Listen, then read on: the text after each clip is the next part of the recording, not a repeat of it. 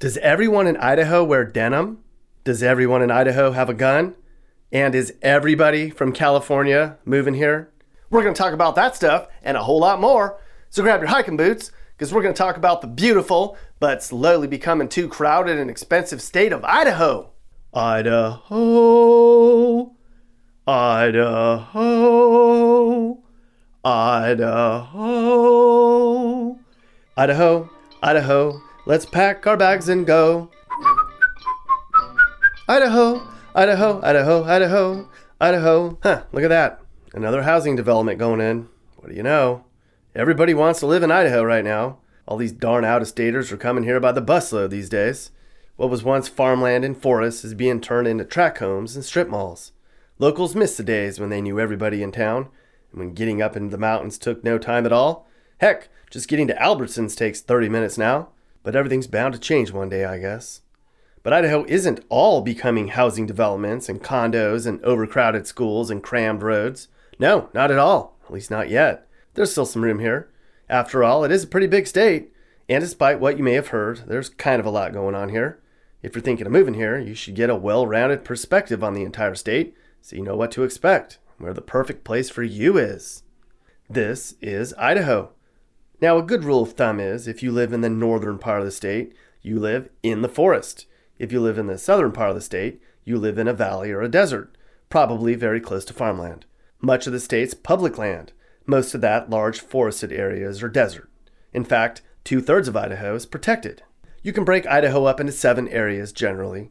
We're going to begin way up here in northern Idaho, which includes everything from kinda around here north all the way up the panhandle to the Canadian border. This is a different breed. Way up here is where the real mountain men live, fella. There's really nothing up here. A few teeny towns, some cabins, some preppers. The end of the earth, they say. Anything north of, say, Sandpoint, the more back in time you go. This is old traditional Idaho. It's so far away, outsiders don't go here, and rookies certainly don't move here unless they really want to get away. Bonner's Ferry is kind of a cute throwback town. There's a casino here. It's kind of backwards rednecky. It's 4 hours from anywhere, so people just go up there to escape. Oh, and by the way, they're an hour earlier up here because of a weird time zone thing. So this part of the state's on Pacific Standard Time, so they're late risers. This is Lake Pondere. Along its banks is a mix of wealthy retirees and some artsy liberal hipsters. Lots of second homes and old people along its banks.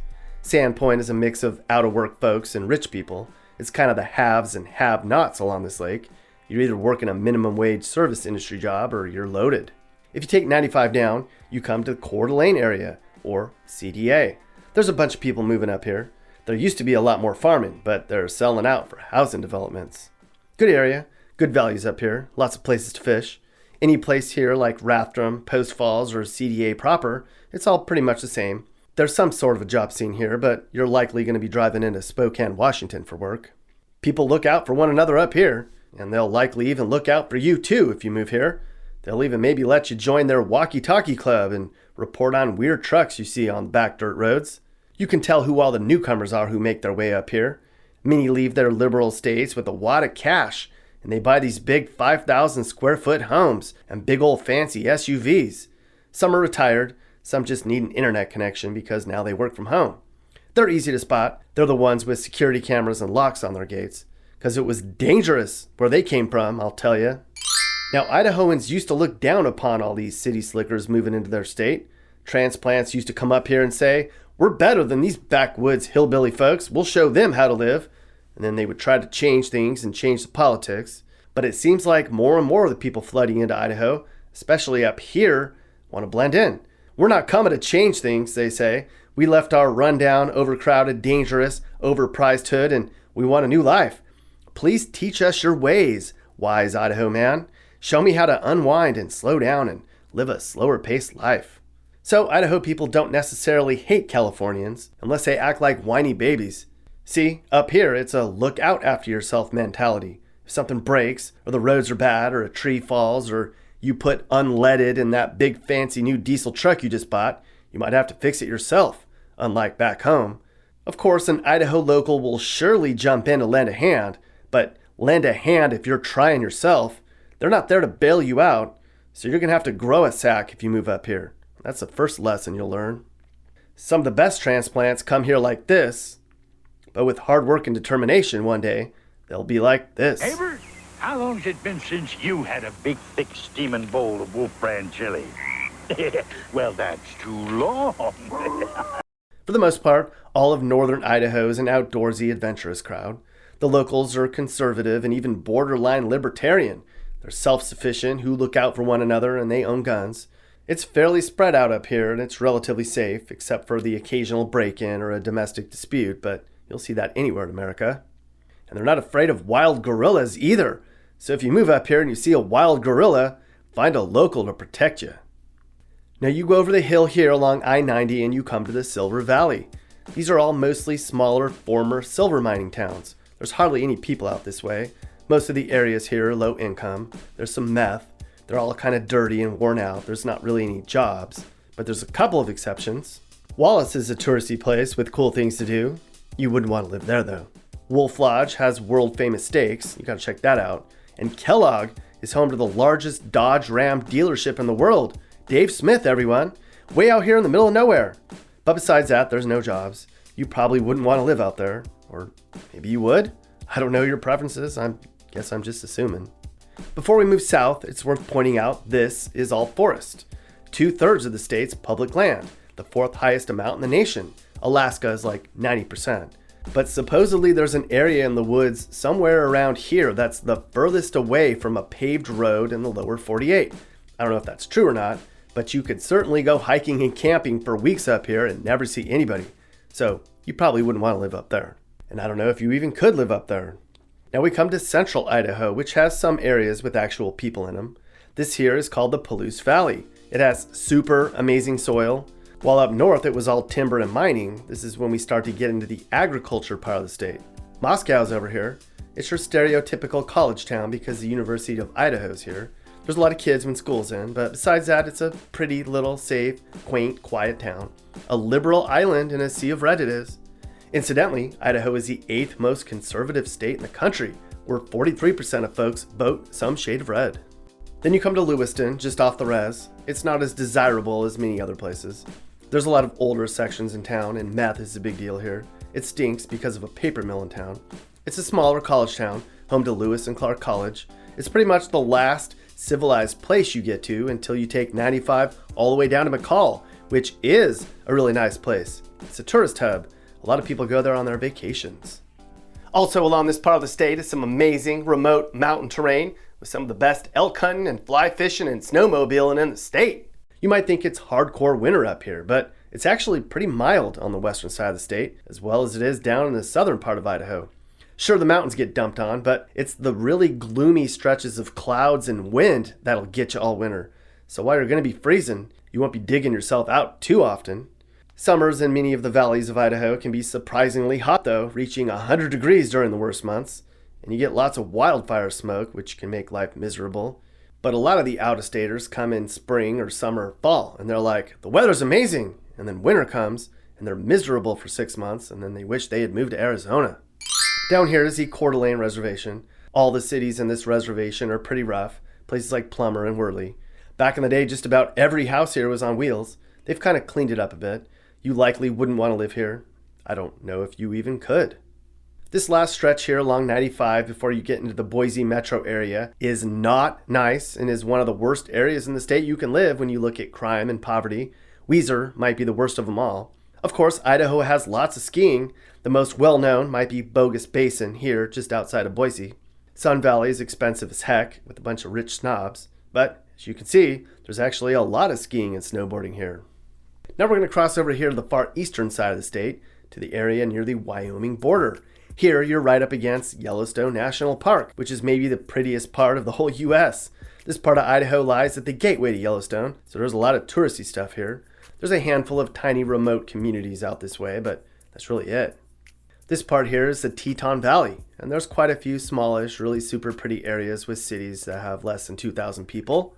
If you're into hunting, you'd love it. You can actually hunt right up against Yellowstone. Hunting is a huge deal in Idaho. Like 90% of the state supports hunting. And while it seems that the rest of America ain't shooting varmints as much anymore, Idahoans are. You don't need an alarm clock if you live here. The gun blasts will wake you up every morning. Mappy, don't you even think about shooting that thing. We'll be run out of town so fast. I won't shoot it. I was kidding. But did you know about the readout movement, Nick? The readout movement? Mappy, I haven't heard about the readout movement, but let me give it a quick Google.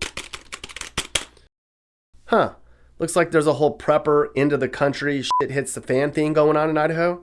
I guess this is where a lot of people say they want to head if the country goes upside down. Good to know. Of course, we mentioned just about everyone up here has a gun, but the newbies moving up here are arming themselves too.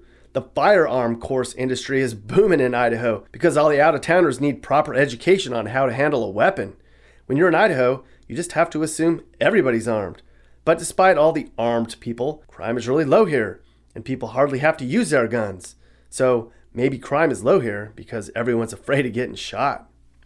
Over here in southeast Idaho, and it's a lot of deserty cities, this is where the desert and plains part of Idaho begins. There's a few pockets of civilization here in no man's land. Places like Idaho Falls and Pocatello, which are not a good place for you to move and start a family.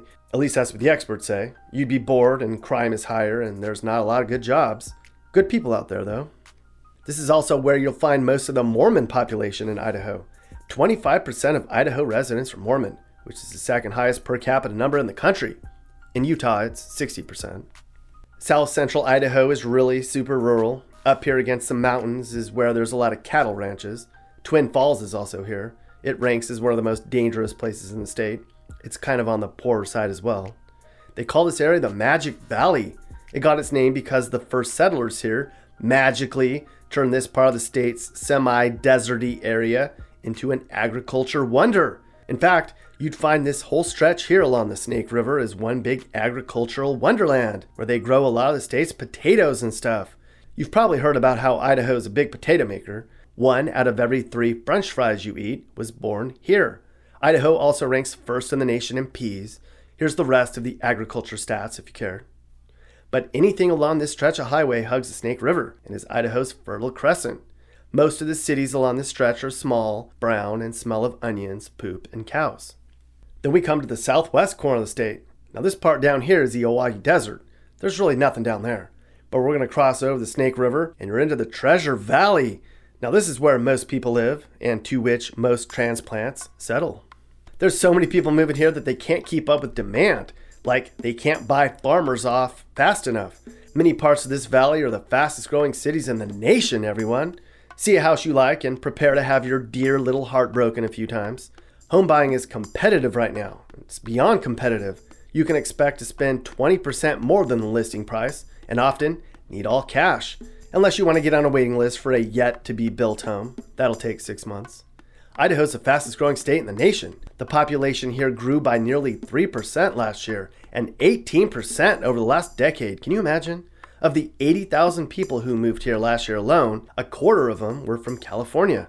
I mean, you can understand why when you look at the numbers. It's a rational decision. Low crime, a still somewhat low cost of living, natural beauty all around, and a lot of people are healthy. There's a somewhat jammin' job scene here, and most of that growth is here in the Treasure Valley. Here, there's lots of new developments, tons of really nice parks, plenty of activities for kids and pets, and new schools going up everywhere, which get filled up before school even starts. The people moving in from California, Oregon, Washington, Texas, and New Jersey all come in with big wads of cash, and they get a lot more elbow room than they're used to. Homes in places like Meridian and Boise used to command the mid-200,000s a decade ago. Now they're selling in the high 300,000s. That's still not a lot for out-of-staters though. No, that's cheap for them. The locals see their home prices going up, which is great, but then if they sell, they have to sometimes downsize because they can't get into anything else. And all this growth means they're having trouble keeping up. Some roads need to be widened, more schools need to be built, traffic's getting worse. Welcome to the modern world, Idaho. It's about time. You can never go back now. Newcomers who come to the Treasure Valley and other parts of Idaho are like, "What? This is amazing. Why didn't I do this sooner?" And the locals are like, "You should have seen it 30 years ago, dummy." Anyway, the Treasure Valley is much more liberal. You'll find all the hipsters and soccer moms and technology nerds and technology startups and all the know-it-alls. This is where most of the jobs in Idaho are located.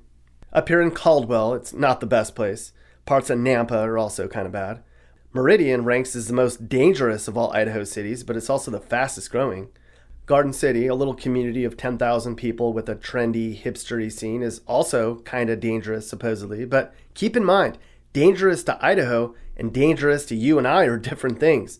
Many of the places we call dangerous in Idaho would be safe places in a lot of other states. Eagle is the Mr. Fancy Pants of the area. It's a much more expensive area with million-dollar homes. Wealthy suburbanites and retirees live here. You could call them snobs if you wanted to, and it would be hard for them to disagree. Areas like Kuna and Star have way more room to grow and are much less established. If you ordered a new pre-built home, it might be in one of these two areas. A lot of the areas surrounding Boise are very similar. They're all within an easy drive to the state capital. For now. Boise is the center of it all. The population here is only 250,000 people. It's home to Boise State University. It's booming here, fella. Microbreweries, luxury condos, fancy coffee houses, technology companies, parks, bars. One new technology executive who moved his company to Boise said this city reminds him of an older Austin or Portland. Uh-oh, Idahoans, it's over now. You're being mentioned in the same sentence as Portland and Austin? So sorry, so sorry. Despite the growth, or because of it, lots of the newcomers moving in seem unabashedly delighted to live here. I mean, can you blame them? Idaho kind of feels like you've stepped back in time, like when you didn't have to worry about where your kids are, where people walk around and talk to one another, and they're friendly. Idaho sure is changing, slowly. As the natives try to hold on to their culture and what's dear to them, they've realized they kind of have to let it go. All they can do is hope things don't change too much, but they might not have to worry.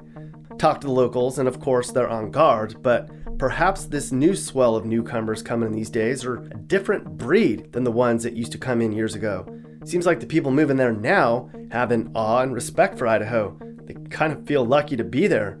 It used to be when folks moved here, they'd brag about where they came from. Oh, I'm from California, I'll show you. Nowadays, people moving in are a little ashamed of where they're from. Like, where they're from is not as great as Idaho is, and newcomers realize that. They're humbled by what they see, and they're glad they're being accepted in. Idaho folks are self-sufficient, they're fairly conservative, they're proud and welcoming, they have common sense and good values. Move there and you'd also better have common sense and good values and show respect for your environment, or you're gonna have a bad time. You might get punched in the mouth. But no matter how much a true Idaho native might tell you they're handling the change, deep down, they're praying for a couple of bad winters in a row, some real record breakers. That'll send them packing. Okay, so we did a pretty good job of talking about Idaho, didn't we? Yes, we did. As a summary, these are the places that you could move if you decided to move to Idaho. And hopefully this gave you an idea on what to expect if you moved here and a good idea on what it's like here. And if you're not thinking about moving to Idaho, well, maybe you just learned a lot about one of our best states, huh? Now it's time for a really good song. It's Idaho. It's a big state. Great, you could move here. But be warned, they won't put up with your crap. It's an amazing place. Everyone has guns, but they won't shoot at you. As long as you're cool, if you decide to move there. Shut your mouth and keep your head down. Nobody wants drama. Relax, it's not like home. It's a better place. Safe, why would you wait? Put your cares away. Idaho is USA. It's a great place. Don't screw it up. Thanks Cam and Tatiana for your help in making this video. They're awesome Idaho folks who I now consider my friends. If you're moving to Idaho, look Tatiana up. She's a Treasure Valley realtor. The link to her YouTube channel and real estate website are in the description. Hey guys, if you learned something new about America or what it's like to live in America, great! You should think about subscribing and turning on your notifications. You can also click one of these videos or playlists for more. You can also now buy my songs on iTunes and other formats. Click the link in the description. Thanks for watching.